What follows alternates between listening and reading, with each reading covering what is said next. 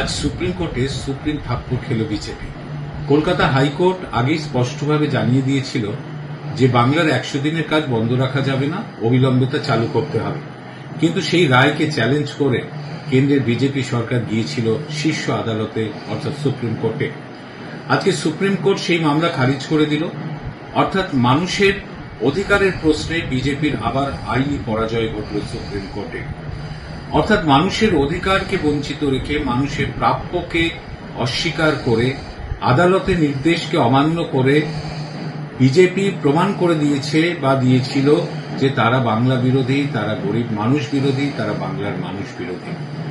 অর্থাৎ দিল্লির এই জমিদারদের আজকে আইনি পরাজয় ঘটেছে, আগামী দিনে গণতান্ত্রিকভাবেও তারা পরাজিত হবে। রবীন্দ্রনাথ ঠাকুর এদের জন্যই লিখেছিলেন, মানুষের অধিকারে বঞ্চিত করেছে যারা মানুষকে তার অধিকার থেকে বঞ্চিত করে, গণ আদালতের বিচারেও আগামী দিনে কিন্তু তাদের পরাজিত হতেই হবে। সুপ্রিম কোর্টে আবার সুপ্রিম থাপ্পড় খেল এই বিজেপি তথা কেন্দ্রীয় সরকার। আজকে বিক্রম নাথ ও সন্দীপ মেহতার বেঞ্চে স্পষ্ট জানিয়ে দেয়া হলো কলকাতা আদালতের রায় মান্যতা দিতে হবে কেন্দ্রকে। কলকাতা আদালত আগেই জানিয়েছিল ১০০ দিনের টাকা আগস্ট মাসের মধ্যে চালু করতে হবে। আপনারা জানেন বিভিন্ন অছিলায় বিগত ৩ বছর ধরে এই ১০০ দিনের টাকা আটকে রেখেছিল কেন্দ্রীয় সরকার।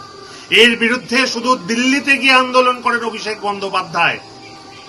তারপর আমরা যখন আদালতে যাই, আদালত স্পষ্টত জানায় এই টাকা দিতে হবে, কিন্তু এরা বারংবার আমরা যে কথা বলি, এরা গরিব বিরোধী, এরা মানব বিরোধী, এরা বাংলা বিরোধী। তাই বাংলার টাকাকে আটকে রাখার জন্য এরা আবার সুপ্রিম কোর্টে যায়। কিন্তু সুপ্রিম কোর্টে মহামান্য বিচারপতির বেঞ্চ পরিষ্কারভাবে জানিয়ে দেয় যে না, এটা একটা নৈতিক অধিকার, এই টাকা কেন্দ্রীয় সরকারকে দিতেই হবে। নিশ্চিতভাবে এটা বাংলার জয় এবং বিজেপির পরাজয়। আমরা তাই পরিষ্কারভাবে বিজেপিকে সাবধান করে বলছি, এই বাংলার বিরোধী ভাবসাব তাদের সফল হবে না। They are losing in court and they will lose in vote. Bangla খবর, আপনার রাজনীতি, আপনার আওয়াজ।